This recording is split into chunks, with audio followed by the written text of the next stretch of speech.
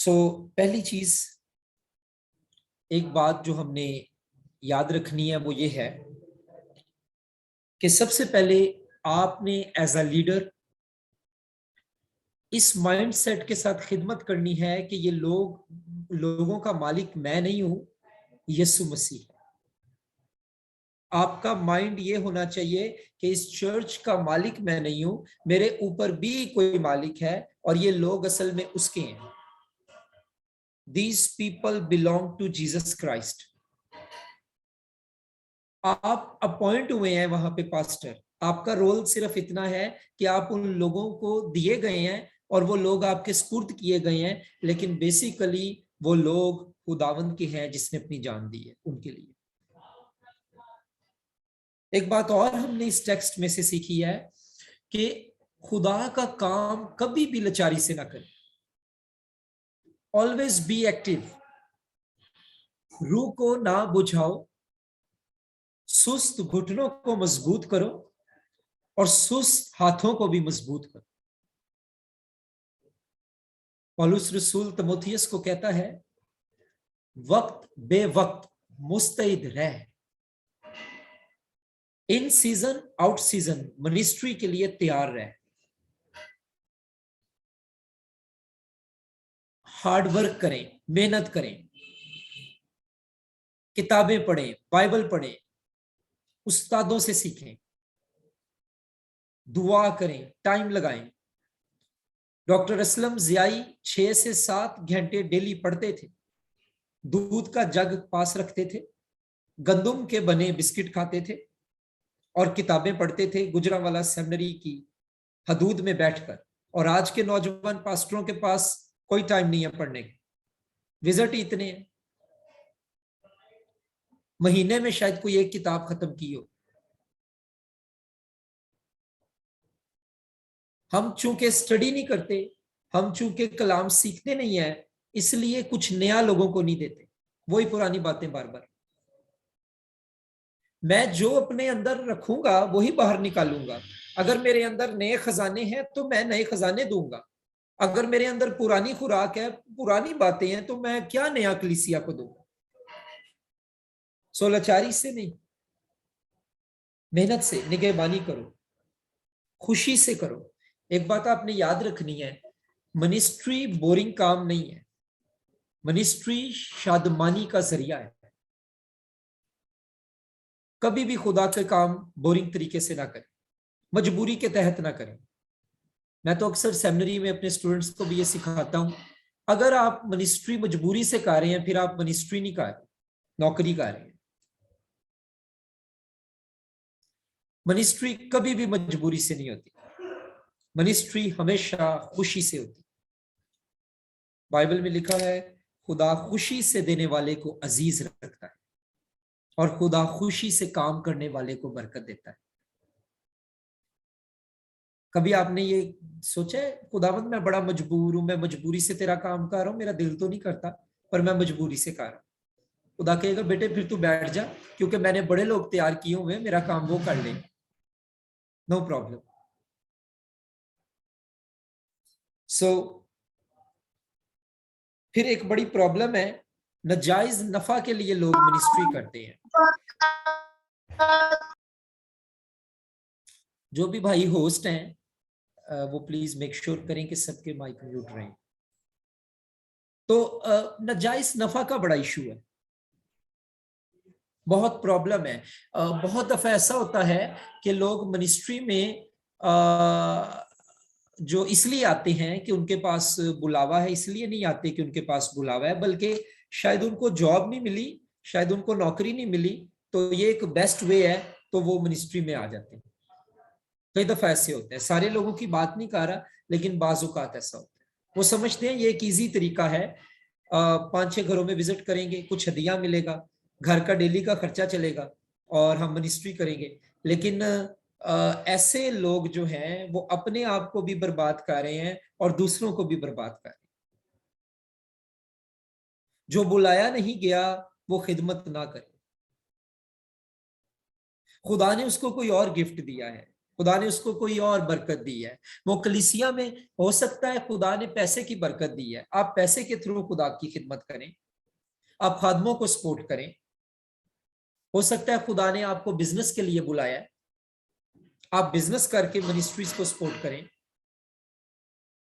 हो सकता है खुदा ने आपको इदारे चलाने के लिए बुलाया है। मेक श्योर करें अपनी कॉलिंग को पहचाने और उसके साथ वफादार रहें। ऐसे दौड़ों के जीतो। मैं अच्छी कुश्ती लड़ चुका, तिमोथियस पौलुस बाय बाय अलविदाई बातें जब करता है ना, उसके साथ फेयरवेल मैसेज करता है, तो वो उसको कहता है मैं अच्छी कुश्ती लड़ चुका, मैंने दौड़ को खत्म कर लिया। असी दूजियां दी दौड़ नहीं दौड़नी, असी अपनी दौड़ मुकानी है। हमने अपनी दौड़ खत्म करनी है। बाज़ औक़ात हम दूसरों की दौड़ की फिक्र में रहते हैं, वो मिनिस्ट्री कैसे कर रहा है, वो कैसी खिदमतकारी है, वो कैसे चर्च चला रहा है। भाई आप अपनी खिदमत पे फोकस करें, आप अपनी दौड़ को दौड़े। आप ये नोट करें कि मैं कैसा चल रहा हूं, क्या मैं वफादारी से चल रहा हूं, क्या मेरी खिदमत में कोई फल है, क्या मैं खुदा की आवाज को सुन के चल रहा हूं। Am I running my own walk. अपनी दौड़ दौड़े, दूसरों के लिए सिर्फ दुआ करें।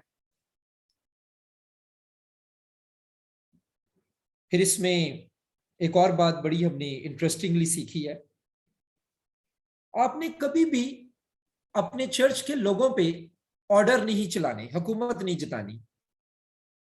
आपने जब कभी उनसे बात करनी है तो कोशिश करनी है कि तरीके से और हलीमी से बात करें।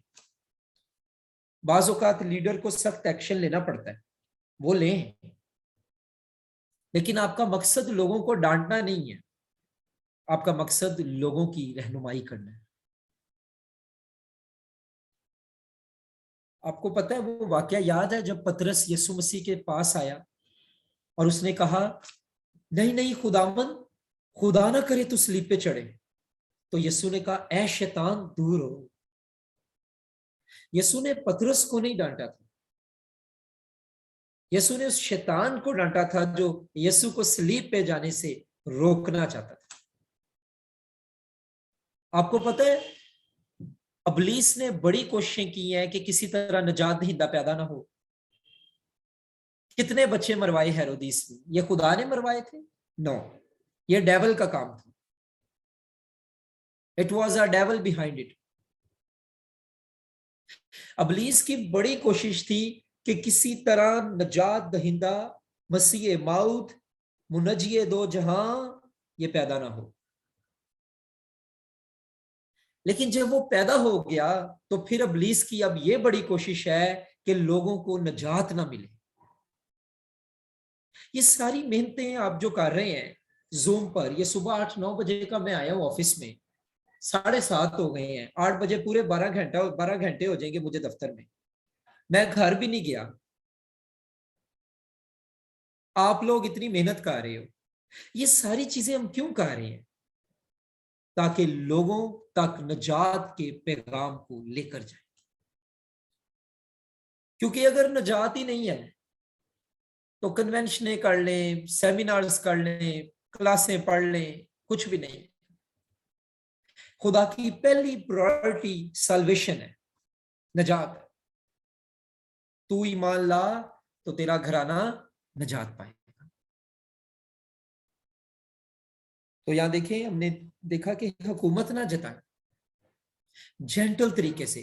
पौलुस कहता है तुम्हारा कलाम पुरफजल और नमकीन हो और तुम्हें हर एक को मुनासिब जवाब देना आ जाए। याकूब कहता है कि अपनी जुबान को देखो, ये जुबान जहरे कातिल है, ये जुबान दूसरों को मार भी देती है, ये जुबान जिंदगी भी देती है। So you must be careful how you use your tongue. फिर आगे लिखा है कि अपने गला के लिए नमूना बनो।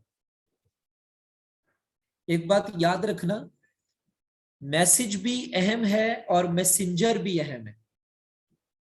कई बार मैसेज से ज्यादा मैसेज देने वाला अहम होता है। लोग आपको सिर्फ सुनते नहीं हैं, लोग आपको नोट भी करते हैं। और खास तौर पर अगर आप पास्टर हैं, लीडर हैं, आपकी 2 आंखें हैं, लोगों की बहुत आंखें हैं जो आपको देखती हैं।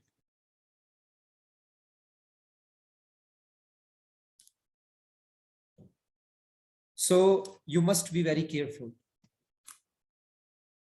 अपने गल्ला के लिए नमूना बनो। पौलुस रसूल तीमुथियुस को कहता है कि कोई तेरी जवानी की हकारत ना करने पाए, बल्कि तू कलाम में, ईमान में, चाल चलन में नमूना बन। उसका भी यही मतलब है, मॉडल बन, एग्जाम्पल बन। याद रखें, एक खादिम के ऊपर बड़े लोगों की आंखें लगी होती है, एक खादमा के ऊपर, एक खादमा और खादिम की जिंदगी नोट कर रहे होते हैं लोग। लोग आपको बताते नहीं है, लेकिन लोग ये नोट करते हैं आप बोलते कैसे हैं, आप गुस्से में क्या कहते हैं, आपकी लाइफ कैसी है। लोग ये नोट करते हैं कि आप पुलपट पे क्या है, आप फैमिली में क्या है। कई बार तो बीवियों को यकीन नहीं होता ये मेरा वही हस्बैंड है जो कलाम सुना रहा है, क्योंकि वो घर में भी इतना फर्क होता है और पुलपट भी इतना फर्क होता है। वो बेचारी कहती है आ तुसी सो, आ तुसी सो। वो बेचारियां परेशान हो जांदियां ने, कहंदियां ने ये मेरा हस्बैंड ही है, इनियां चंगियां गल्लां करदा चर्च जाके। कई बारी ते परेशान हो जांदियां ने बाजियां, सही कह रहे हैं। वो कहती है ये आप ही थे, हैं बहुत सही हो गया। कई बारी हस्बैंड बड़े परेशान हो जाते हैं, ये आप ही थी, इतनी अच्छी दुआ करी थी ते घर च अगे लाया हुंदा है। की कहंदियां ने कई बाजियां, हुण तेनू मेरी लाश तो लंघ के जाना पैना है, लंघ के वखा। लेकिन जब चर्च में जाती हैं, ओ हालेलुया, खुदावंद यीशु तेरा शुक्र है। So our life should be same. अगर कामयाब खिदमत करनी है तो चर्च और घर सेम है, बल्कि चर्च, आपका घर भी चर्च ही है भाई। Your family is your first church. क्योंकि बाइबल में वो खादम फेल है जो अपने घर की बंदोबस्त नहीं कर सकता, वो खुदा के घर को बंदोबस्त नहीं कर सकता। बाइबल उसे फेल कहती है। सो चंद बातें हमने इस टेक्स्ट में से सीखी हैं कि जो लोग सुस्त हैं, नाजायज नफा करते हैं, करप्शन इश्यूज बहुत हैं, खुशी से खुदा का काम नहीं करते और लोगों पर हुक्म जताते हैं, जब सरदार गल्लाबान आएगा तो कुछ नहीं उनको देगा। लेकिन जो लोग ये काम नहीं करते उनके लिए गुड न्यूज है। और आप सुनना चाहते हैं गुड न्यूज क्या है? जब सरदार गल्लाबान आएगा तो वो जलाल का ऐसा सेहरा देगा जो मुरझाने का नहीं। चले आए थोड़ी सी आपको इसकी हिस्ट्री बताऊं, ये सेहरा क्या था। बेसिकली जो यूनान में थे, गेम्स होती थी। तो जिस दौर में पलूस ये पतरस ये खत लिख रहा है, यूनान में जब गेम्स होती थी तो जो लोग पहलवान थे जीत जाते थे, दौड़ में जीतते थे, लड़ाई में जीतते थे, उन लोगों को एक खास सेहरा मिलता था। लेकिन वो जो सेहरा था वो पत्तों का, फूलों का, मुख्तलिफ जड़ी बूटियों का कुछ होता था। मेरे पास इतना टाइम नहीं, आप गूगल पे जाना, इस पे रिसर्च करना, आपको पता चल जाएगा। लेकिन वो जो सेहरा होता था वो आहिस्ता आहिस्ता वो सूख जाता था। पत्ते हैं सूख जाएंगे, फूल है सूख जाएगा। जब कोई हमें बुके देता है, गुलदस्ता देता है, जितने मर्जी प्यारे फूल हों एक दिन वो सूख जाते हैं। जितना मर्जी प्यारा बुके हो एक दिन वो सूख जाता है। वो 4 दिन आपके घर में कमरे में रहेगा। मैं कभी कन्वेंशंस पे जाऊं, सेमिनार्स पे जाऊं, लोग बुके देते हैं, मैं बड़ी खुशी से कबूल करता हूं। मैं स्पेशल घर लेके आता हूं। फिर मेरी वाइफ कहती है चले हम इसे अपने बेडरूम में रखते हैं, लगाते हैं, फूल हैं, ठीक है। लेकिन 4 दिन, 5 दिन, 6 दिन, 7 दिन, 10 दिन इट गेट्स ड्राई, सूख जाता है। ये जो दुनिया की भाग दौड़ है एक दिन खत्म हो जानी है।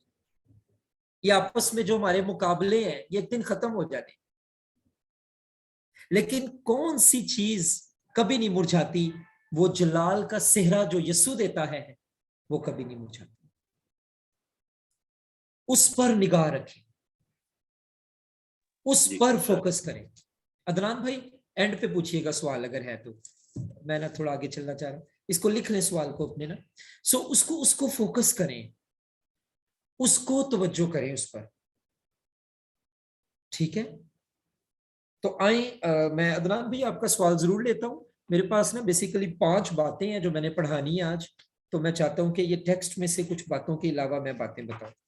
सो मेरा जो टॉपिक है जो मैं आप सबको पढ़ाना क्या है, मैं खुद भी सीखने का मोहताज हूँ। मैं तो भी कुछ भी नहीं आता, बहुत कुछ सीखना है मैंने।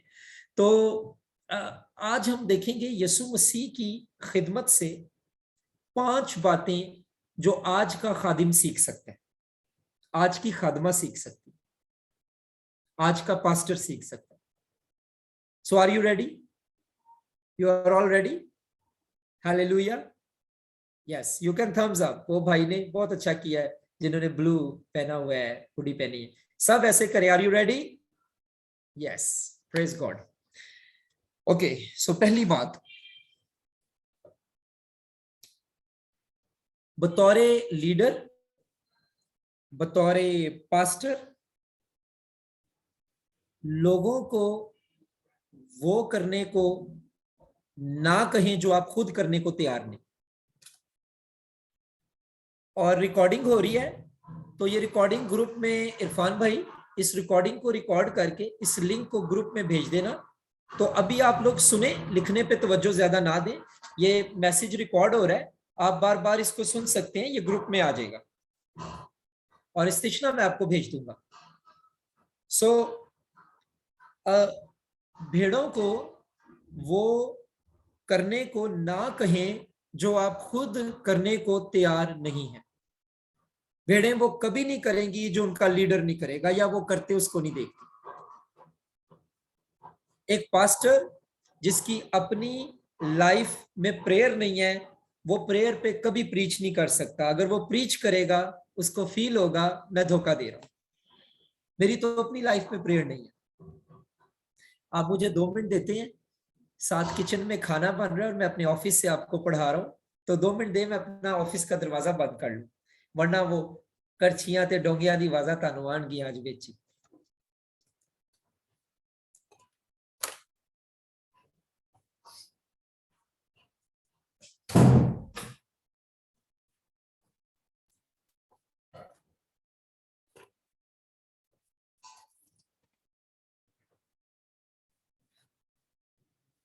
सो मैं अर्ज कर रहा था, मिसाल के तौर पे पौलुस रसूल कहता है मेरी मानित बनो जैसा कि मैं मसीह की मानित हूं। अगर पॉल क्राइस्ट की मानित ना बनता या बनता ना जाता तो वो दूसरों को ये कह ही नहीं सकता, उसका हक ही नहीं है कि मेरी मानित बनो जैसा कि मैं मसीह की मानित हूं।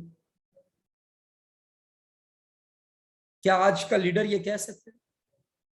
क्या ये छोटी बात है कि मेरी मानित बनो, मैं मसीह की मानित हूं? ये बहुत बड़ी बात है। खुदावंद यीशु मसीह को देख लें, अगर उसने कहा है कि छोटे बनो तो खुद भी पांव धोए हैं। उस दौर में, जिस दौर में यीशु ने पांव धोए हैं, ये कम तरीन से भी कम तरीन नौकर की जिम्मेदारी थी। ये नौकरों के नौकर ये काम करते थे। आजकल तो किसी के पांव धोने हो ना, तो पहले तो ये डर होता है कि जराबें उतरेंगी तो पता नहीं कितनी स्मेल आएगी। उस दौर में जराबें इशू नहीं था, उस दौर में सॉक्स इशू नहीं था, उस दौर में मिट्टी, गारा, डस्ट इशू था। सड़कें उस तरह डेवलप नहीं हुई थी जिस तरह से आज डेवलप है, कच्चे रास्ते थे। तो जब कोई मुसाफिर, जब कोई मेहमान किसी के घर आता तो उसके पांव इतनी गर्द, इतनी धूल, इतनी मिट्टी से भरे होते थे कीचड़ भी लगा हो सकता है, मिट्टी भी लगी हो सकती है, और उनको धोना और उनको सुखाना और उनको साफ करना, ये बहुत बड़ी बात है। और क्राइस्ट ने ये किया। फिलिपियों दूसरे बाब में लिखा है कि वो अगरचे खुदा की सूरत पर था, पर उसने इस चीज को कब्जा में रखने की चीज ना जाना, अपने आप को खाली कर दिया और इंसानों के मुशाबे बना और सलीबी मौत गवारा की।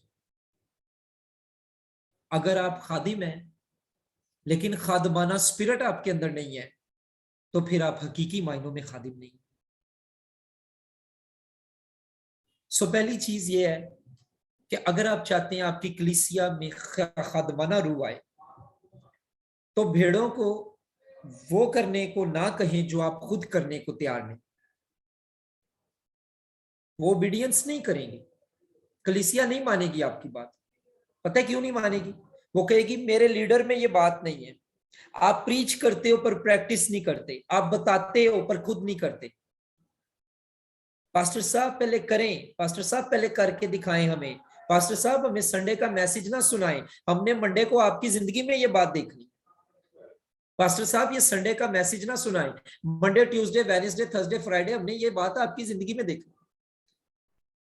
जो पास्टर अपने मैसेज पे खुद अमल करता है, उसको लोगों को जोर नहीं लगाना पड़ता अमल कराने के लिए। लोग खुद आपको देखकर कलाम पर अमल करेंगे, लेकिन वो पहले अमल आपकी जिंदगी पे देखेंगे।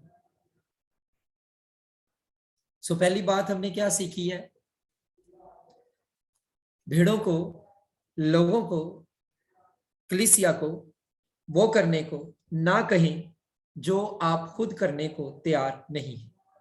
दूसरी बात, अगर आप कामयाब खादिम बनना चाहते हैं, यीशु मसीह की एक मिसाल से मैं सीखता हूं, अपनी भेड़ों को जाने।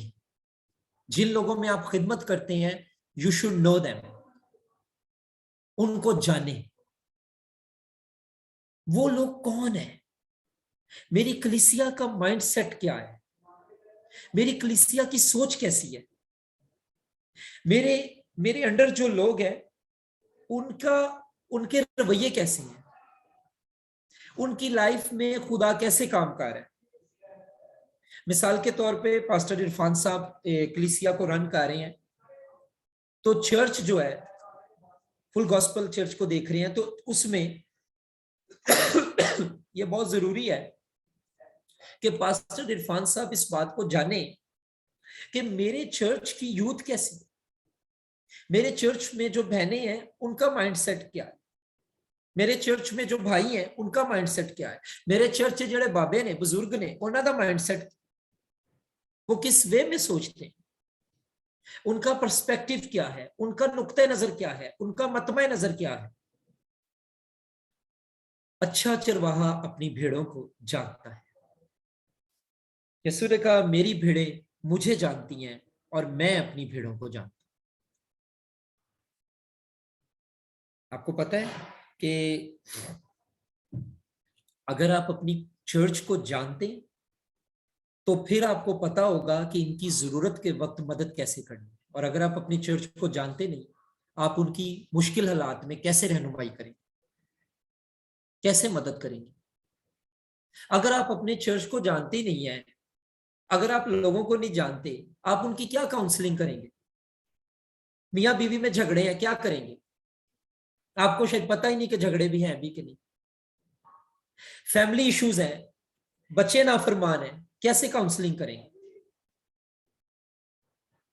अगर आप अपने चर्च को जानते हैं, अपनी कलीसिया को जानते हैं, पास्टर साहब हम कैसे जाने? भाई यीशु ने कैसे जाना? अगर आप देखना चाहते हैं तो आए मेरे साथ निकालें यूहन्ना की इंजील, उसका 17वां बाब, सब निकालें। और इसमें बड़ी पावरफुल वर्सेस हैं जो हम पढ़ेंगे। जॉन चैप्टर 17, यूहन्ना की इंजील, उसका 17वां बाब।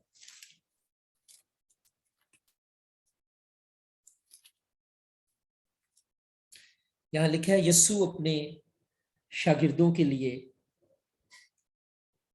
दुआ करता है।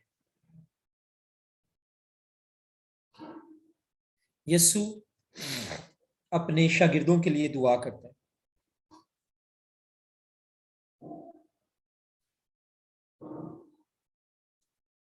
अच्छा, यहाँ पे नीचे आते जाएं और आयत देखें। हाँ, आयत नंबर 16 देखें।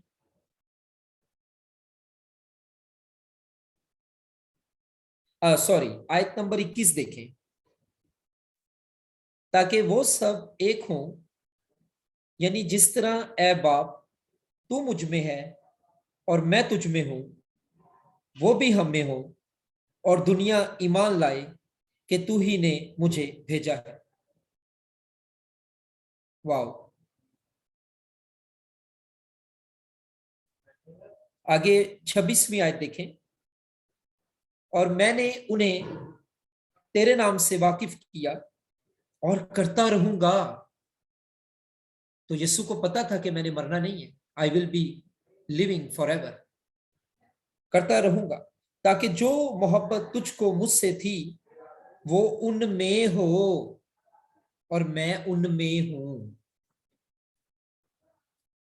सो माय फ्रेंड्स, अगर आपने अपने कलीसिया के साथ ताल्लुक को मजबूत करना है तो फिर अपनी चर्च को जाने। हमारे मुल्क में तो ये नहीं होता, लेकिन बाहर के मुल्कों में मैंने देखा है कि पास्टर्स फैमिली फेलोशिप्स रखता है। वो किसी एक घर में 2-3 फैमिलीज को जमा करेगा, उस दिन कोई मैसेज नहीं सुनाएगा, उस दिन सिर्फ जिंदगी के बारे में बात होगी। जी भाई बताएं। अभी मुझे एक मिनिस्ट्री के बारे में किसी ने बताया, बहुत बड़ी मिनिस्ट्री है पाकिस्तान की, मैं नाम नहीं लूंगा। बाज लोग विजिटेशन करते हैं। हाँ जी भैन जी की हाल है? हाँ जी ठीक जी। भैन जी की मसला है? तो ਤੁਹਾਡੇ ਲਈ दुआ की करिए। जी जी भाई जी, यह मसला है। अच्छा जी, यसु दे नाम से आमीन, हो गए। ये कौन सा विजिट है? आप बैठे नहीं, आपने पूछा नहीं, आपने उनकी काउंसलिंग नहीं की, आपने उनको कलाम नहीं सुनाया। तो पास्टर इरफान साहब ये देख लें, इरफान गिल साहब, ये कौन सा विजिट है? मुझे तो समझ नहीं आया, ये हवाई विजिट है। भाई आप गए, आप दिन में 2 फैमिलियां विजिट करें, पर विजिट तो सही कर लें। आपने 10 फैमिलियां विजिट की हैं, किसी एक को भी कलाम नहीं सुना। जी भैन जी की मसला है? हाँ जी ए मसला है। चलो जी ठीक, आओ जी दुआ करी, आओ जी, आओ बैठो सारे इकट्ठे, आ जाओ, सारे बुला लो जी। चलो जी दुआ की थी, ओके जी, यस्सु के नाम में आमीन। ओके जी, हदिया हदिया लिया, चंदा लिया, ओके। What is this? एक पास्टर को टाइम को ऐसे मैनेज करना है कि वो मैं ये नहीं कह रहा 1 घंटा बैठे, 2 घंटे बैठे, लेकिन यार कम से कम जिधर गए हैं आप अपनी सुना के आ गए हैं, आप उनकी भी तो सुने। विजिटेशन में तो लोगों की सुननी है ना, अपनी तो आप सुनाते रहते हैं। यसु मसीह खुदावंद के कलाम में लिखा है, बोलने में धीमे और सुनने में तेज हो। ये थे पुठा साहब है, ये थे बोलने में तेज है, सुनने में धीमे है। ठीक है। सो ये बड़ा जरूरी है, अपनी भेड़ों को जाने। तो पहला पॉइंट कोई बता सकता है मैंने क्या बताया है, अदनान भाई के अलावा? क्योंकि अदनान भाई बड़े एक्टिव स्टूडेंट है, ये हमेशा बता देते हैं। अदनान साहब के अलावा कोई बताएगा मैंने पहला पॉइंट क्या बताया है? आज जो टॉपिक है वो है अजीम चरवाहे की मिसाल। तो पहला पॉइंट क्या था? जी सर, आपने कहा था कि एज अ पास्टर वो काम लोगों को ना कहें जो आप खुद नहीं कर सकते। खुद करने को तैयार नहीं आप है। खुद करने। कर सकते हैं पर करते नहीं है, तो खुद करने को तैयार नहीं है। सेकंड पॉइंट अभी हमने क्या देखा, कोई बताएगा? अगर आप चाहते हैं तो लोगों को जानिए कि यानी कि आपके कलीसिया के लोगों के ख्यालात को भी आपको देखना है कि वो उनके ख्यालात या उनकी सोच क्या है आपके बारे में, या कलीसिया के जी सर, बिल्कुल, बहुत शुक्रिया साजिद साहब, आपने बहुत अच्छा बताया कि अपनी चर्च को। अच्छा, ये क्योंकि मेरा कोर्स सिर्फ पास्टर्स के लिए नहीं है, आप में से कोई मिनिस्ट्री में कोई और काम भी कर रहा है, कोई एनजीओ भी चला रहा है, कोई घर में होता है, कोई किसी तरह, लेकिन ये कोर्स लीडर्स के लिए, और आप जितने इधर बैठे हो सब लीडर हो। किसी ना किसी कैपेसिटी में आप लीडरशिप पे हो, तो आप इदारे में हो, तंजीम में हो, बाइबल कॉलेज चला रहे हो, चर्च चला रहे हो, कुछ भी कर रहे हो, एक चीज याद रखनी है, अपने साथ काम करने वालों को, कलीसिया को, स्टाफ को जाने, know them, talk to them, listen to them. आपको एक कुलिया बताऊं, नॉलेज का कुलिया, सुनने में तेज हो जाए। एक दफा ना दो जोड़े थे और दोनों की नई नई शादी हुई, दो कपल्स थे। तो एक कपल बैठा हुआ था सामने और दूसरा कपल उनके सामने आके बैठ गया। तो जो सामने आके कपल बैठा, उनमें जो हस्बैंड था उसके पास बड़ा नॉलेज था और उसकी वाइफ को पता था कि मेरे हस्बैंड के पास बड़ा नॉलेज है। तो जो सामने कपल बैठा हुआ था, उसने जो है ना, जो जो सामने बंदा बैठा था, उसने बड़ी बातें शुरू कर दी, थियोलॉजी और ये और वो और ये सारी बातें, सारी चीजें, बड़ी चीजें ना शुरू कर दी उसने कहनी। अब जो सामने कपल बैठा था, वो बीवी नीचे से टांग मारे, पांव मारे अपने हस्बैंड को, आप भी वो बोले कुछ, आप भी कुछ बोले, घर में तो इतनी आपका नॉलेज है, इतनी बातें बताते हैं, बाइबल टीचर है, ये है वो है, आप भी कुछ बोले। वो चुप करके बैठा रहा। वो सामने वाला कपल जो था, वो हस्बैंड साहब बोली जा रहे, तारीख में ये लिखा है, यूनानी में ये है, हिस्ट्री में ये है, ऐसे ये है वो है। जब वो घर आए तो बुढ़ी नाराज हो गई, तो कहती है आपका इतना नॉलेज है, आप उधर क्यों नहीं कुछ बोले। तो वो कहता है, पंजाबी बंदा सी शायद, कहता पलिए लोके, कहता है जो मेरे अंदर था वो मेरे अंदर था, पर मैंने उसमें इजाफा किया है, जो उसके अंदर था आज वो भी मैंने ले लिया, तो तरक्की असल में मेरी हुई है। तो वो तो खाली हुआ है पर मैं भर गया हूं। तो सुनने में तेज होना बहुत जरूरी है। अपनी कलीसिया को अगर जानना है तो उनको मौका दिया करें। मुझे कभी लोग सेमिनार्स पे बुलाते हैं ना, अब आहिस्ता आहिस्ता मैं ये करना है कि मैंने सेमिनार के एंड पे आधा घंटा रखना है डिस्कशन के लिए।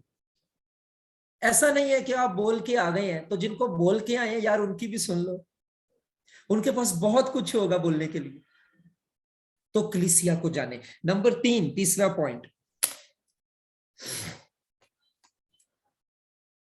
भेड़ों को इकट्ठा रखें और इत्तेफाक की रूह में रहें। यूनिटी बहुत जरूरी है। जिस कलीसिया को अबलीस ने गिराना हो, वो सबसे पहले उनमें दरार डालता है। जो चर्च फेल होता है वो सबसे पहले टूटता है। यूनिटी में रहेंगे तो जोरावर रहेंगे, अलहदा अलहदा हो जाएंगे तो दुश्मन शिकार कर लेगा। आप में से किस किस ने हाथ खड़ा करके बताना है, किस किस ने गांव में कट्ठी भेड़ें बैठी देखी हैं, किसी ग्राउंड में, किसी मरी साइड पर, किसी अयूबिया, खानसपुर। वाह, आप लोग तो बड़े यार भेड़े देखने वाले लोग। वाह, वेरी गुड, वेरी गुड। सो आप लोगों ने कट्ठी भेड़ें बैठी देखी हैं। जो भेड़ें कट्ठी रहती हैं और चरवाहे के करीब रहती हैं वो महफूज रहती हैं, और जो अकेली रहती है वो अंडर अटैक आ जाती है। जो कोयला दूसरे कोयलों के साथ रहता है वो जलता रहता है, जेड़ा कोयला थोड़ा अलहदा हो जाता है वो ठुस फुस बुझ जाता है। अगर जलते रहना चाहते हो, अगर तरक्की करना चाहते हो, अगर आगे बढ़ना चाहते हो, इकट्ठे रहो। पास्टर साहब अपने चर्च में इत्तेफाक और इत्तेहाद पैदा कराएं। चर्च में फेवरेटिज्म खत्म करें, तरफदारियां खत्म करें। जो फैमिली ज्यादा हदिया देती है सिर्फ उसको स्टेज ना दें, हर एक को इक्वल लेके चलें। देखना लोग आपके पीछे आएंगे। ये बहुत जरूरी है। यूनिटी को कायम रखें।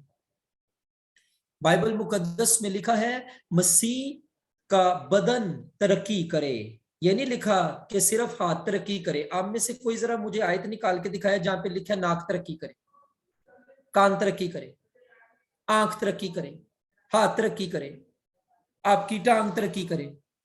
लिखा है कहीं? कहीं नहीं लिखा।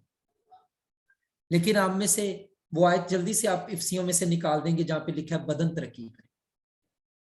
उसी ने बाज को रसूल, बाज को मुबश्शिर, बाज को मौलम, बाज को नबी, बाज को चरवाहे बनाकर कलीसिया को दे दिया ताकि मसीह का बदन तरक्की करे और मुकद्दस लोग कामिल बने। यूनिटी बहुत जरूरी है।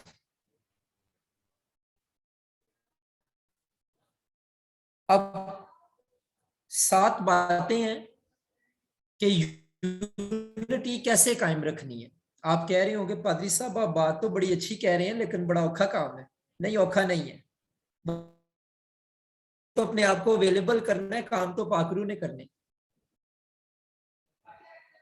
7 बातें हैं जिनसे आप चर्च में यूनिटी रख सकते हैं। 7 थिंग्स जिनसे चर्च में यूनिटी आ सकती है। आपको मेरी आवाज आ रही है? अदनान जरा मुझे बताना मेरी आवाज ठीक आ रही है? सबको ठीक आ रही? ठीक, ओके। पहली बात, पास्टर साहब हम यूनिटी कैसे रखें? हम तो बड़ी देर से कोशिश कर रहे हैं लेकिन नहीं हो रही। पास्टर साहब क्या करें? नहीं जी, पहली बात, सबसे पहले तो यूनिटी चर्च से शुरू नहीं होती, यूनिटी लीडर्स से शुरू होती है। जब तक लीडर्स आपस में यूनाइटेड नहीं है, चर्च यूनाइटेड नहीं हो सकता। सबसे पहले इत्तेफाक लीडर्स में होगा, फिर चर्च में आएगा। अगर लीडरशिप में यूनिटी नहीं है, कलीसिया में यूनिटी नहीं आ सकती।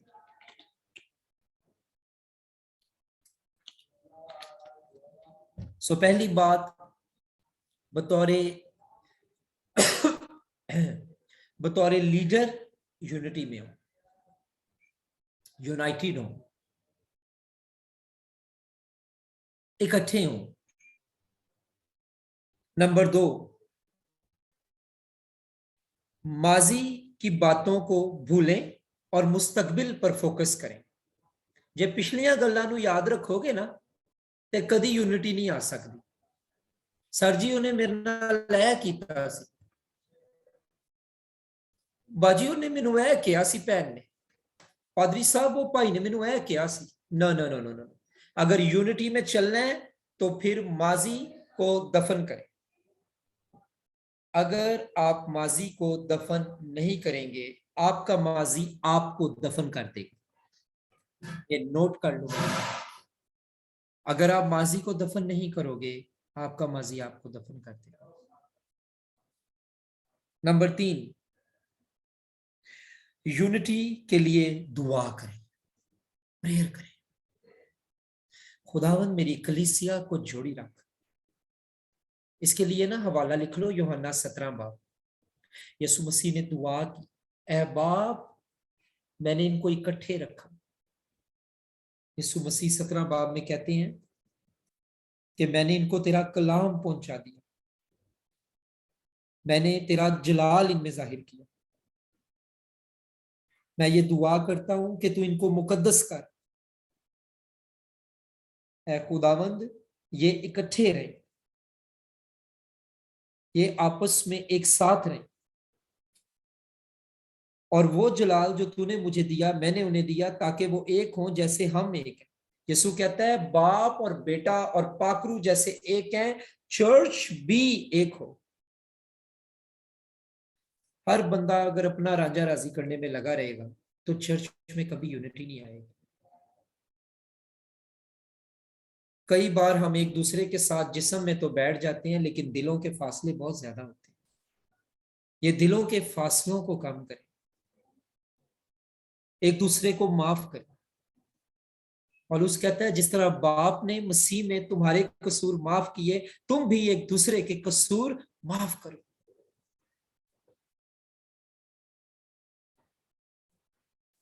आप सब खादिम लोग हैं, मैं तो बहुत छोटा सा खादिम हूं, लेकिन आप सबको ये आयत पता है कि और सुलह के बंध से बंधे रहो। रूह की ये गानगत सुलह के बंध से बंधी रहे। अगर रूहें नहीं ना आपस में मिली तो जिस्म साथ बैठने से कोई फायदा नहीं। अंदरों दूरियां ने इन्हां नूं खत्म करो, इन्हां लई दुआ करो और अपने चर्च को टीचिंग दें। पास्टर साहिबान, आप जितने ये टीचिंग ले रहे हो, कभी अपने चर्च में यूहन्ना 17 बाब पे कलाम सुनाओ, इसकी आयात को पढ़ो, इसकी तफसीर पढ़ो, इसका मजा लो, इसको एंजॉय करो। कभी संडे को इस पे कलाम सुनाओ। अगर सुनाया है तो बहुत अच्छी बात है, और अगर नहीं सुनाया तो मैं आपको चैलेंज देता हूं, आप अपने चर्च में यूहन्ना 17 बाब पे कलाम सुनाएं।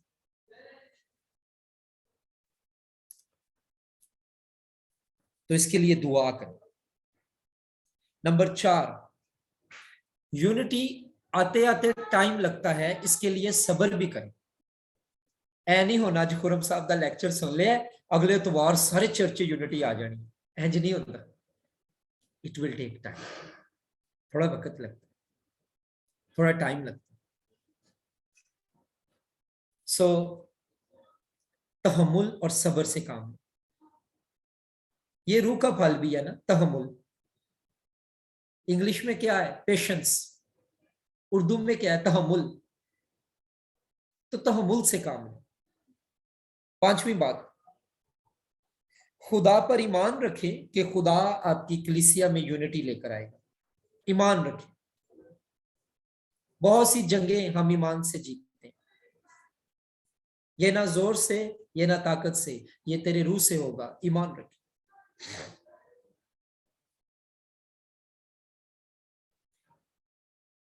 छठी बात, अमन और सलामती की फिजा कायम करें।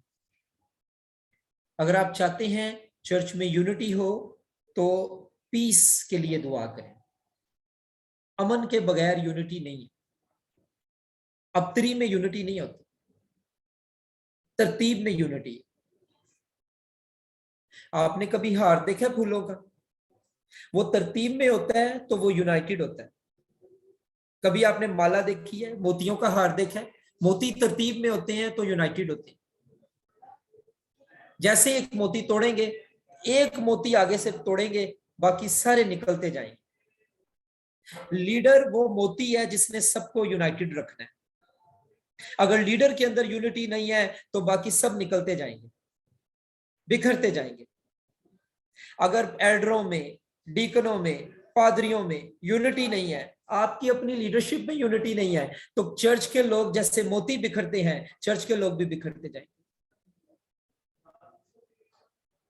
तो लीडर्स, आप पहले अपनी यूनिटी के लिए फोकस करें, यूनिटी के लिए दुआ करें। 7वीं और आखिरी बात, हालात से ना घबराएं और आगे बढ़ते जाएं। ये 7 बातें यूनिटी लेकर आती हैं। डरना नहीं है, घबराना नहीं। कोई चर्च परफेक्ट नहीं है। हम अभी आसमान पे नहीं गए, हमारे बदन अभी जलाली नहीं हुए।